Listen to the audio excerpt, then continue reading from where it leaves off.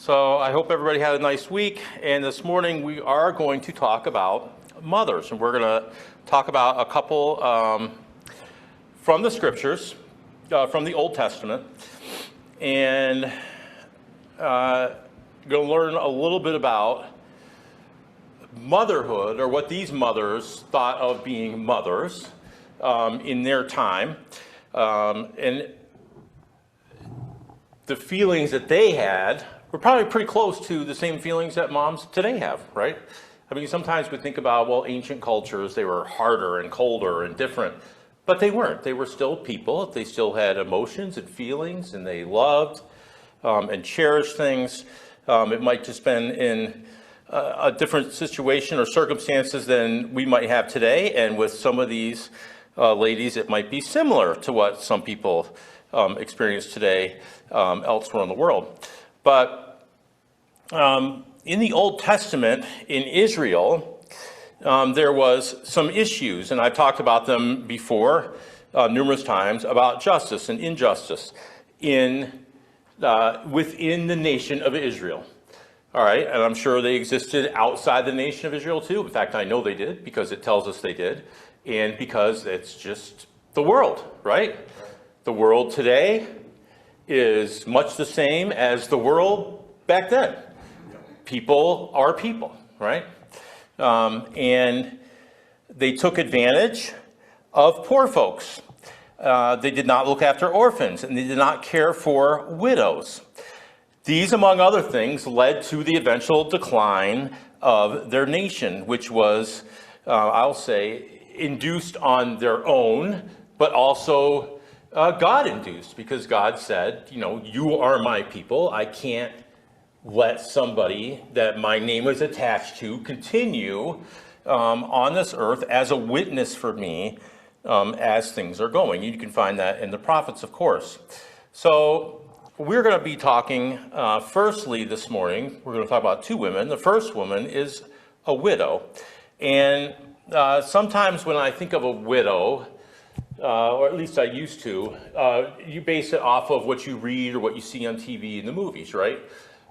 Usually older, maybe has a cane, a little decrepit, needs help, can't get along by themselves. But we know in reality, that's not necessarily what a widow is, right? A widow could be a 20-year-old, right? I mean, it just depends. They could have kids, they could have no kids.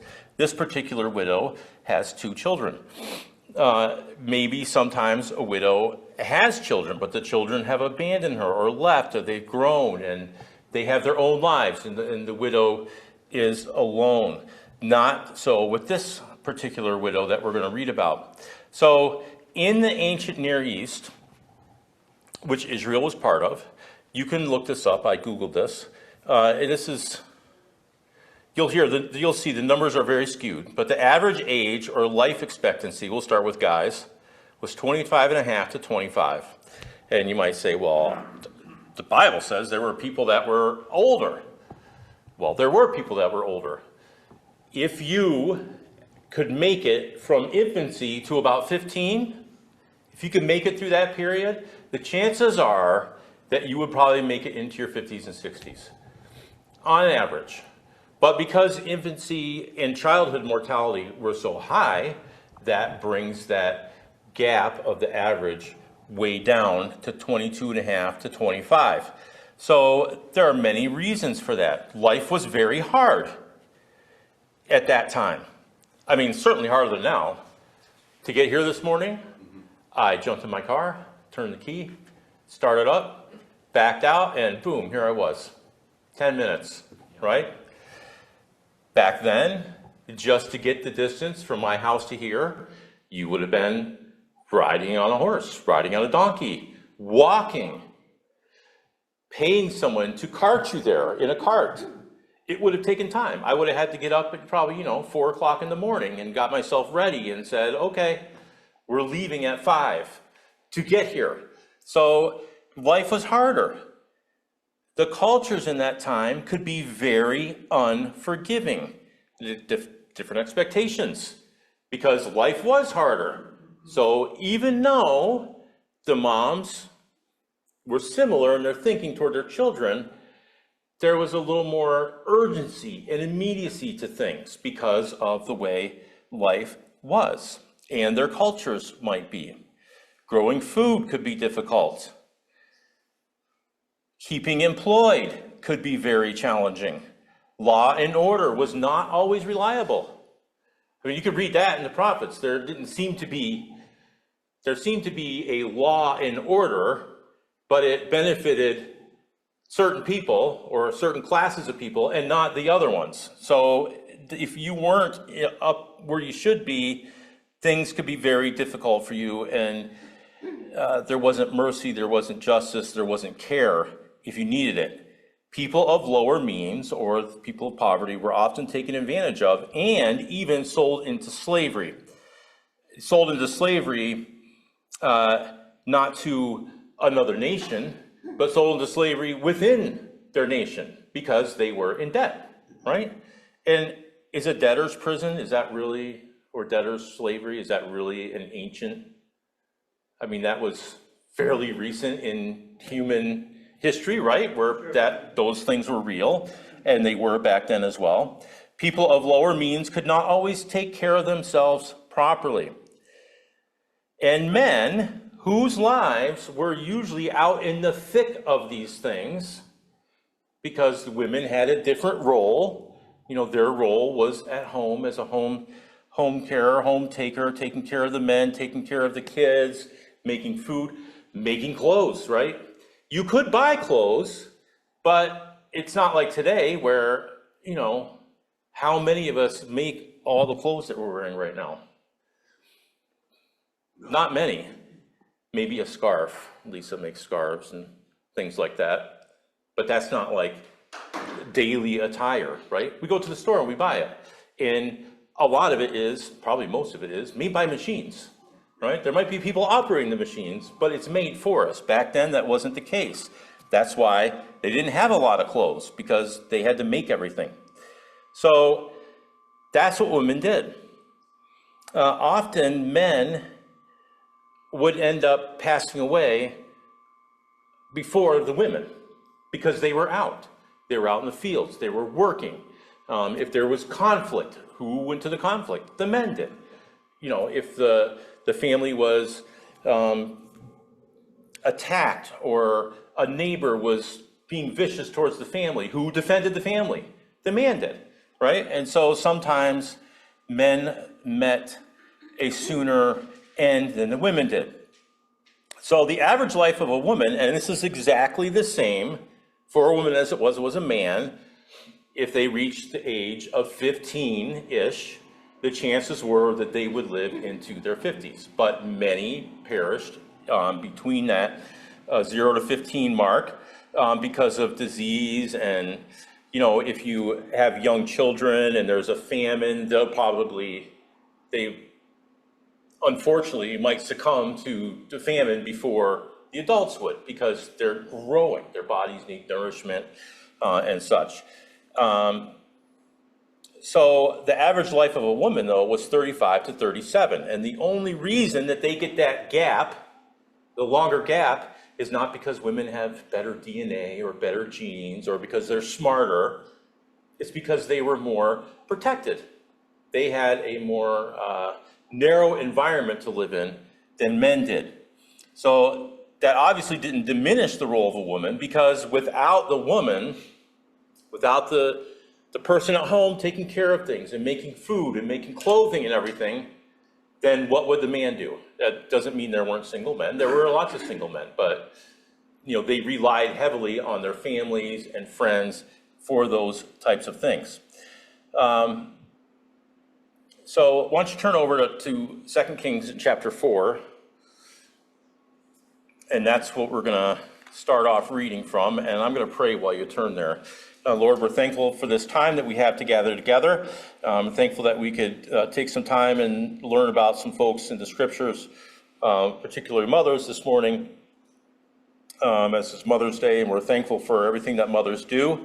Thankful for what they did in those times, and thankful today, even though things are somewhat different than back then, still strong, great appreciations we have for mothers and for the roles they played in our lives. Lord, we pray that everybody would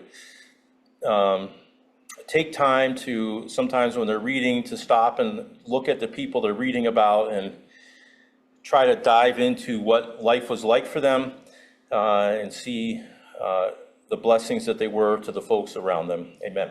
So we read, starting in verse 1, it says, 2 Kings chapter 4, "Now a certain woman of the wives of the sons of the prophets cried out to Elisha, 'Your servant, my husband, is dead, and you know that your servant feared the Lord.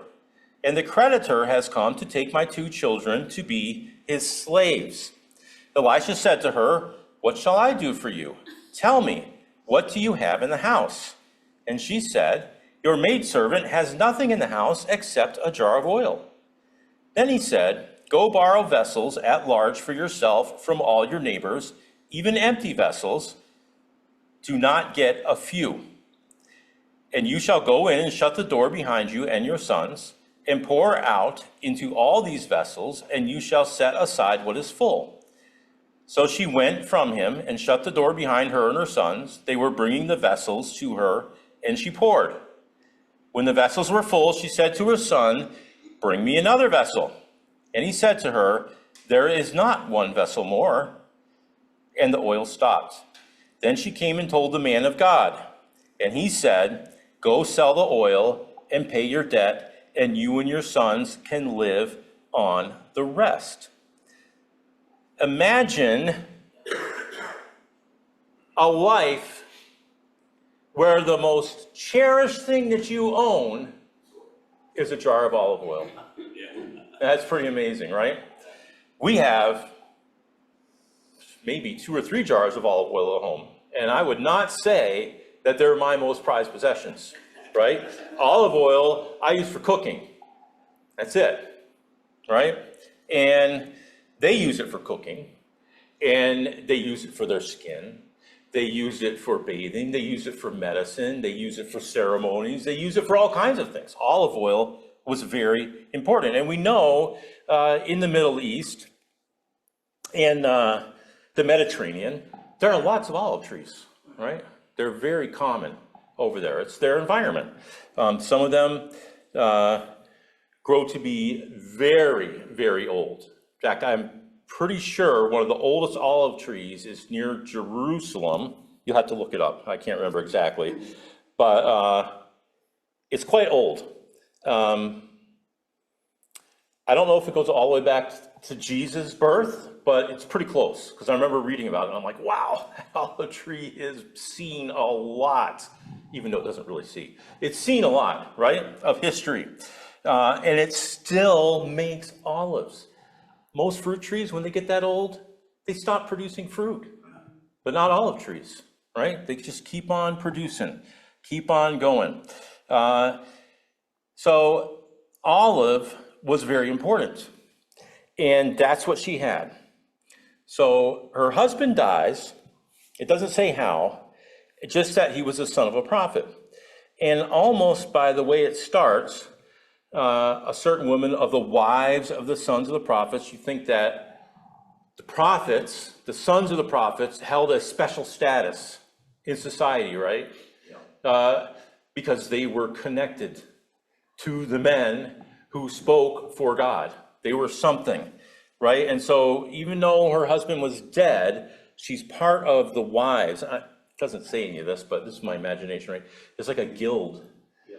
You know? The husband of the prophet's son dies, and she goes and lives with all the other wives who had the same thing, or they're supposed to take care of each other or something like that. But it separates that out for us to think about. So the other thing that we could see from this is that he feared the Lord, and that he was a servant. At least that's how she speaks of him, as a servant to Elisha or to the prophets. And he passes away somehow, and they have a lot of debt. So how do families in Israel incur a lot of debt? Well, they incur debt because something's happened. and they need to borrow money.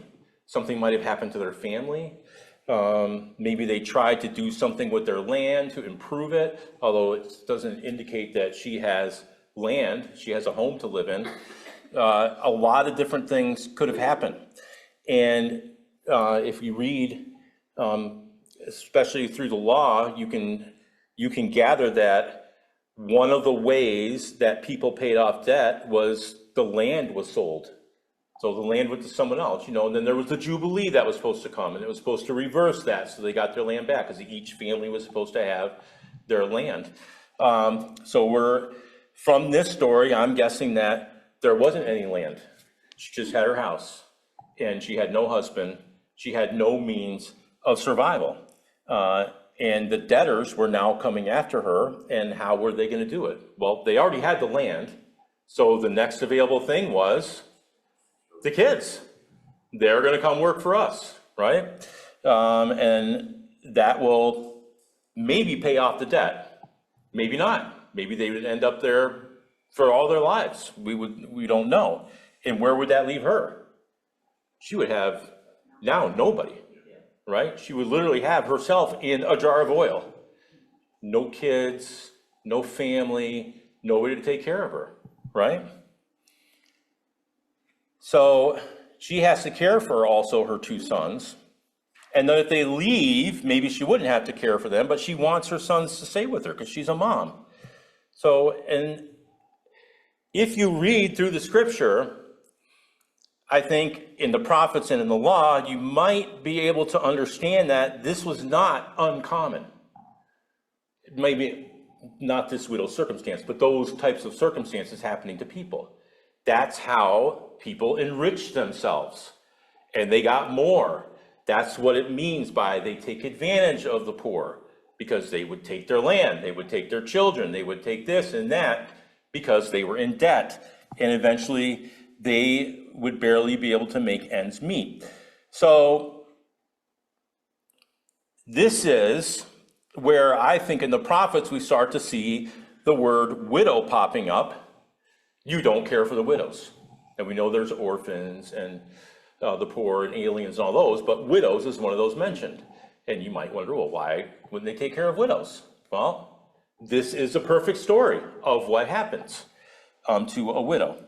So she's at her end. She owes money and she can't pay. She doesn't want her sons to be taken from her.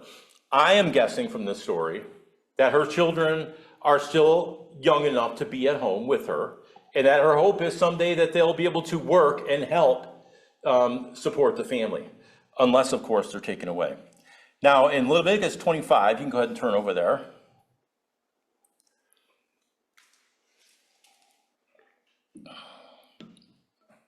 And we're going to read about one of the laws that was set before them. And laws like this were meant to make sure that this would not happen, ever. It says, if a countryman of yours becomes so poor with regard to you that he sells himself to you, you shall not subject him to a slave service. He shall be with you as a hired man, as if he were a sojourner. He shall serve with you until the year of Jubilee. He shall then go out from you, he and his sons with him, and shall go back to his family, that he may return to the property of his forefathers. So what this is meant to do, yes. Oh, I'm sorry. Did I say Leviticus 25? Yeah. Yes. It's probably a long chapter. 39 to 41. I'm sorry. So this family, for whatever reason, a countryman, an Israelite, becomes so poor, for whatever reason, that he sells himself. So he says, please, let me work for you. I will be your slave, your servant. But they're not allowed to treat him as a slave. There's no free labor. They have to pay him, because he can be hired.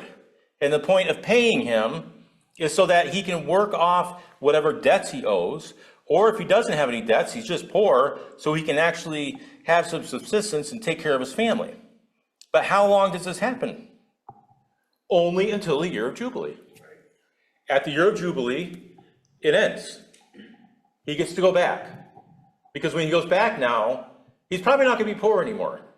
Because everything that he was giving out as to creditors, or the land that he had to get rid of and sell to make money because he was poor, he's getting all that back, which means he could probably plant crops or raise livestock, whatever it was that he did before. And so things will get back to what they should have been. And hopefully they would have learned from that and not been in that situation again, but who knows? God put something in place for them to make sure that people would be taken care of. So obviously it says men, it's he, him, but as we see with this widow, women could find themselves in the exact same position. So her sons were the men that Leviticus 25 is talking about, because they were about to be sold because of her economic situation. In fact, they weren't even offering to sell themselves. It says the creditors were about to come and take them. So it's kind of like a car being repossessed, right? This is my car. Why are you taking my car? How am I going to get to work? What am I going to do? You're taking my livelihood. Part of my livelihood is going to be gone, right? And of course, people go to court and all kinds of things to try to stop that from happening. It's kind of the same idea in a different cultural setting. So there's also the question about Jubilee. I have read for many scholars that Jubilee most likely never happened, ever, in Israel, even though it was supposed to happen. It didn't happen. And of course, when Jesus came, some people say Jesus, when he said to set the oppressed free, to make the blind see, all that was like a jubilee. It's a permanent jubilee that Jesus was announcing. And they didn't have a jubilee, which meant that if her sons were taken, they would probably be there their whole lives, right? And she would be left alone. And so nothing would be returned. If there was property, it wouldn't be returned. If there was anything that belonged to the family, it would never be returned, because that idea was just not the case, because the people who had were taking advantage. So that's probably what happened here. So she has a connection, and her connection is that her husband was the son of a prophet. Now, did that mean that he was going to be a prophet too? Might have been. It depends on what God wanted. But he was part of a family that had some type of notoriety. Did prophets have notoriety? It might not be the notoriety they wanted, but they did have notoriety, right? Everybody knew who the prophets were. Some people loved them, and other people hated them. So it could be bad, it could be good, but that's who he was. And she was thinking about this, and she thought, I'm going to go see Elisha. And Elisha can help me. Elisha is a prophet. I don't know how Elisha lived. I don't know if he had some type of thing that he did in his off time to make sure that he could survive, or did he just, live off of what other people gave him?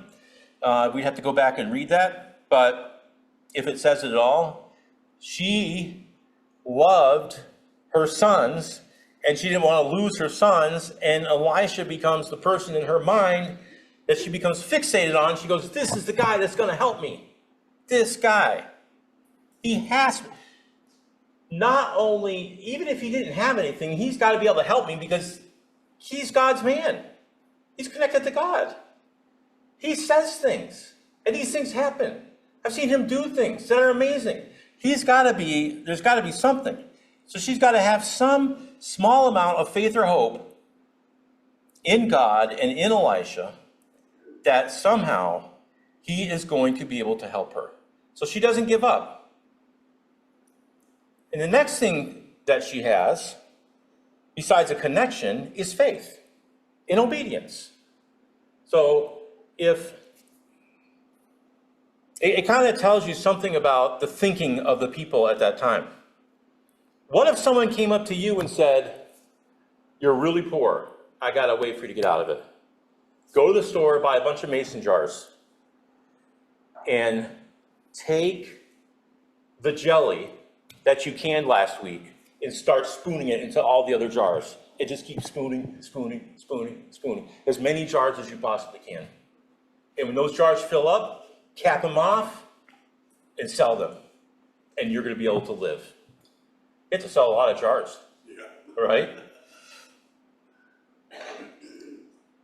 That's exactly what Elisha just told her. You take the olive oil and you pour it in a jar. And then you pour it in the next jar. And you pour it in the next jar. And you pour it in the next jar. Until they're all full. And then she went back and told him, right? And he said, there you go. Now you have jars of oil. Go sell your oil. So oil was worth something. So once she gets the last one full, he tells her to go sell it and pay off your debts and keep your sons. Because if you keep your sons, once they get of a certain age, now they can go work and they can support you, your family, together, the three of you. It makes me wonder sometimes, the off thing that comes in my head that's not in there is, where was her family? Maybe she didn't have sisters. Maybe she didn't have brothers. Maybe she was an only child. Maybe her family was gone already. But if they weren't, that's not good. What kind of testimony is that? Because in those times, in those cultures and societies, families took care of each other. Always. Because that's what there was. Families. It wasn't an independent society. You didn't learn jobs, learn a trade so you did learn it so you can get your own house and raise your own family, but it was near the rest of the family. You didn't grow up and say, oh, I got this great job, I went to college, I got an offer, and it's in Hawaii.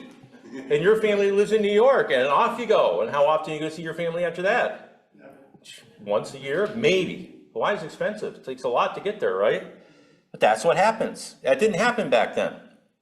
Not on a regular basis anyways. So we talked about olives and how important they were. In olives, throughout the scriptures, and olive oil specifically, throughout the scriptures, are mentioned often, and they're very important. In Isaiah 11:1, you don't have to turn there. I got a couple here I'll just read. It says, then a shoot will spring from the stem of Jesse, and a branch from his roots will bear fruit. Who was that? Christ. What kind of tree do you suppose this is? Probably an olive tree, right? Because that was the trees that they thought of for that. Jesse then is like the olive tree, and he's going to bear fruit. Olives symbolize peace, continuous and ancient growth. That's what they symbolize to them. A tree that grew, and it lived for thousands of years maybe, and constantly was producing fruit. When you had, even today, we have this the term, right? I'm reaching out with an olive branch. Because that means I'm trying to make peace. Olives mean that. Sometimes you have wreaths that you can buy, and they have little fruits of olives on them, and that's what that's supposed to symbolize. Peace, right? So in Psalm 52:8, it says, but I am like an olive tree, flourishing in the house of God. I trust in God's unfailing love forever and ever. That's by David. So he's flourishing. And what does he say he's flourishing like? Not a camel, an olive tree, right? That is the thing that comes to their minds. Olive trees. Think about all the famine and everything they had occasionally, and all the difficulties it was to grow food and everything else. One thing, one plant was always flourishing and growing. Olives, all the time. As a curse in Deuteronomy 28:40, you shall have olive trees throughout your territory, but you will not anoint yourself with the oil, for your olives will drop off. So if the olives don't reach maturity and drop off, then they're no good. They have to reach maturity. They have to be ready so they can be pressed or soaked in brine and aged to eat. That was something they did with olives, not just for oil. So this widow stepped out in faith in a moment when all seemed helpless and lost. She didn't just give up on her sons.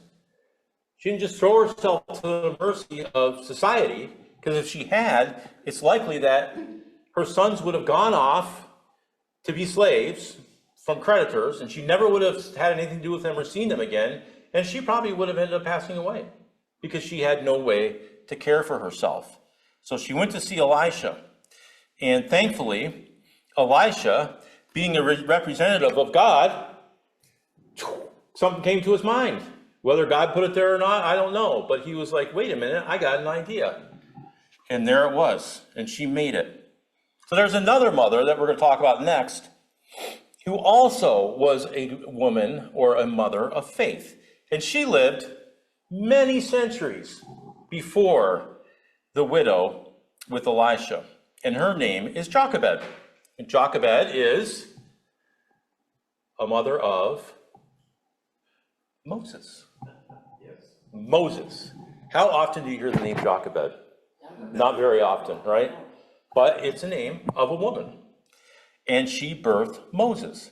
In Hebrews 11, why don't you go ahead and turn there? We're going to read 23 to 27.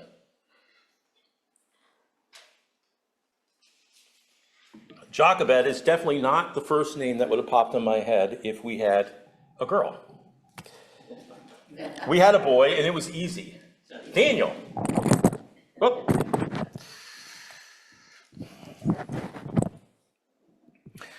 It says, by faith Moses, verse 23 to 27 of Hebrews 11. By faith Moses, when he was born, was hidden for 3 months by his parents, because they saw he was a beautiful child, and they were not afraid of the king's edict.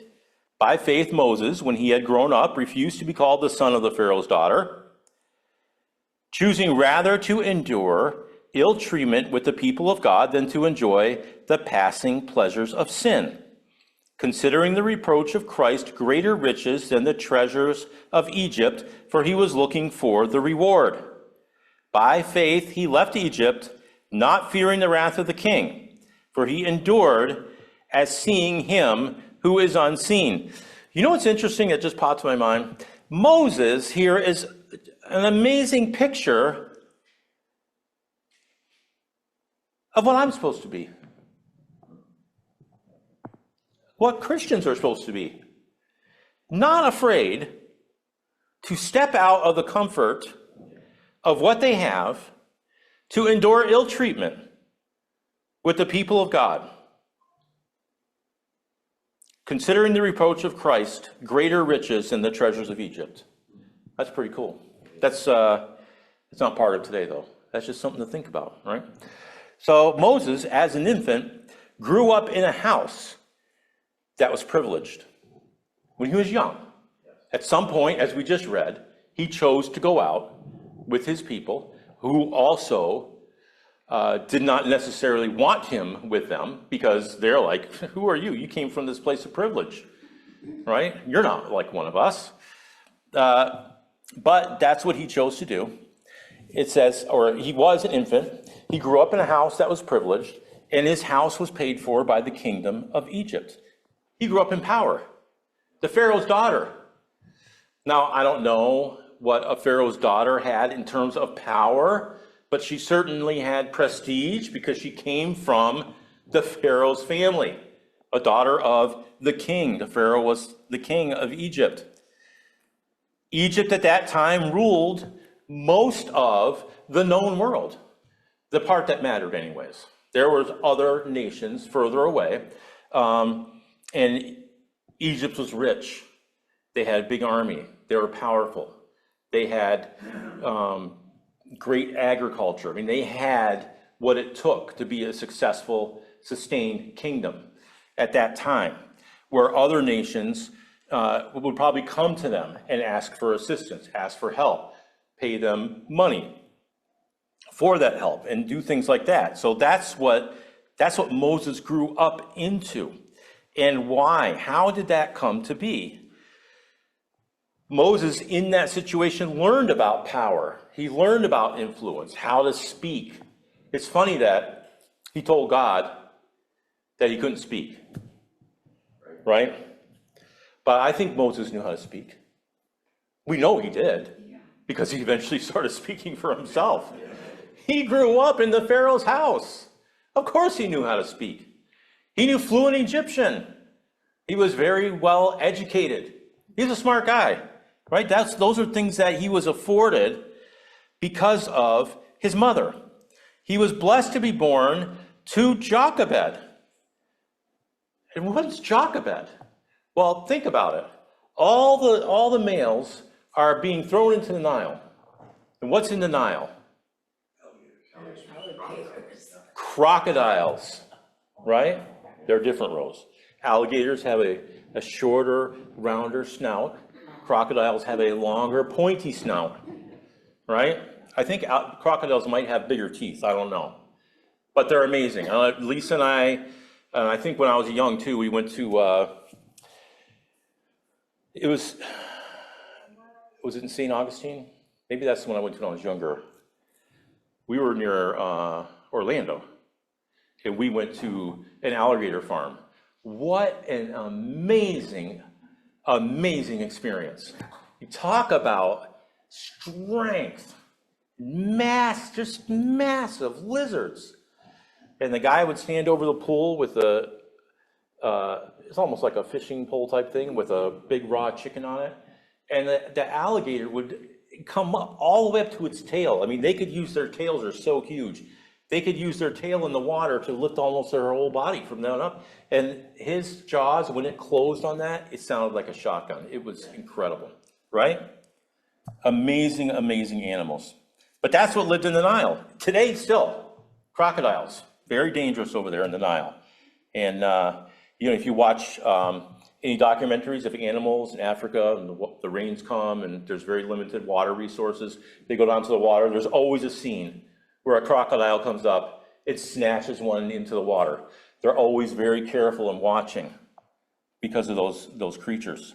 So that was Pharaoh's idea of what to do. And what do you suppose would happen to anybody who didn't obey? Well, they're probably going to be dead or sent off to the mud pits to make bricks or something, even the women. So she was a woman who was not afraid to oppose the kingdom or the empire which she lived in, where she was oppressed and enslaved. She's like, this is my child. And Hebrews says he was beautiful, right? Something about Moses caught his mother's attention to say, no, I'm not doing that. Not doing it. So we all know the story, right? The sister wraps him up. They make a little boat for him. They put him in the water so the crocodiles don't get him. And eventually, the daughter of Pharaoh sees him and she takes him, right? She sees the same thing that everybody else saw. And what does that tell you about the Pharaoh's daughter? She also was not afraid. And if she was, she hid her fear and did what she wanted to do anyways, regardless of her father, right? She said, I'm taking this child, and we're going to rear the child. And luckily, Jochebed got to be part of that, for a little while at least, right? So, and the idea that he was beautiful is also found in Acts 7, verse 20. It says, it was at this time that Moses was born, and he was lovely in the sight of God, and he was nurtured 3 months in his father's home, because the daughter of Pharaoh needed someone to wean him and to raise him for a little bit anyways, before she could take him under her wing and grow him up in the house of Pharaoh. And what did Pharaoh think of that?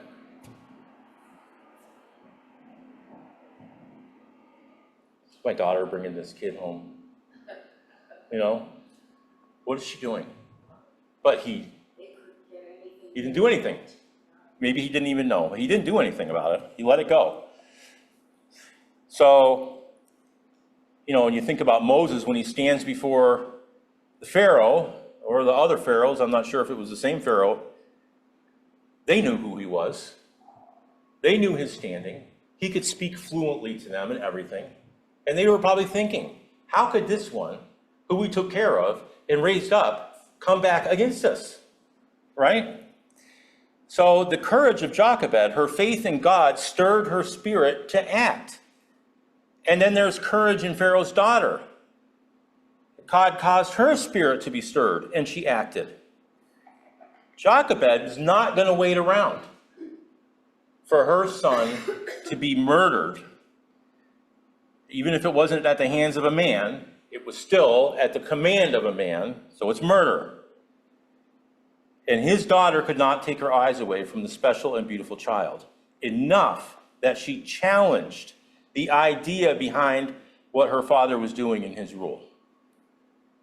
So life became, to these two women, and more, people surrounding it, more important than a law or an edict from a kingdom. It became more important for them to resist this system for another person, for a woman, her own child, or for another woman who felt awe and love for someone else's child. In Matthew 12:11, it says, and he said to them, what man is there among you who has a sheep, and if it falls into a pit on the Sabbath, will he not take hold of it and lift it out? That's what she did. She saw someone in trouble, and she helped. And Moses grew up, and he remembered who he was. He knew he was an Egyptian. He knew all the things about Egyptians. He was raised like an Egyptian. I'm sure he dressed like an Egyptian. Probably had the makeup on because he came from the house of Pharaoh. You know, they wore special things, special clothing, maybe amulets of gold and other things like that. I mean, that's how Moses grew up. He was not powerful because of Egypt. He came to understand that the power was in God, and that the power was going to be in God freeing the people, where he came from, his heritage, where his mother and father came from, those people who were under oppression and slavery. That became what he was passionate about because of the drive from God. So even though he was privileged, it wasn't enriched more than those who were suffering, he didn't make himself or feel himself to be that way. And in fact, he stepped down from that and went out with the people. And we know that he killed one of the Egyptian slave taskmasters, right? But his people said, who are you? Because they knew who he was. Who are you doing this kind of stuff for us? We don't want you. Get out of here. And then they turned him over. And so he had to run, right? We know he's gone for a long time and then came back. But he had the right idea in his mind and heart. He didn't know how to accomplish it yet. He wasn't sure what he should be doing, which is a whole nother story. Are you in Hebrews? Yes. All right, verse 24 to 29 of chapter 11, it says, by faith Moses, when he had grown up, refused to be called the son of the Pharaoh's daughter, choosing rather to endure ill treatment with the people of God than to enjoy the passing pleasures of sin. It says, by faith he left Egypt, not fearing the wrath of the king. And this isn't he left Egypt to run away. This is he left Egypt. He left the protection. He left his status and decided that I'm not going to be afraid of the Pharaoh. So Jochebed had great influence in her son's life, and we don't get to read about that. What happened? Or I'm sorry, not Jochebed, the other lady, the widow, unnamed. She had faith. We don't know what happened to her sons. Hopefully, because the story ended, we get positive, happy feelings, right? Sure. She sold the oil, she got out of debt, her son stayed with her, and things went well. And we know what happened with Jochebed. She had amazing influence to her son also. Even though he didn't know his mother completely, she still had that influence on him. that you do the right thing. Listen to God, go out, do what you're supposed to do. So the impact of these two mothers in the Bible cannot be understated. One, we don't know what happened to them. The other one, great things happened through him, right? The widow with Elisha wouldn't have been there probably if not for Jochebed and what she did for her son, and what he did to get Israel out and then eventually lead them into, even though he didn't go himself, but led them into the land where they would become a nation. Amen. Amen.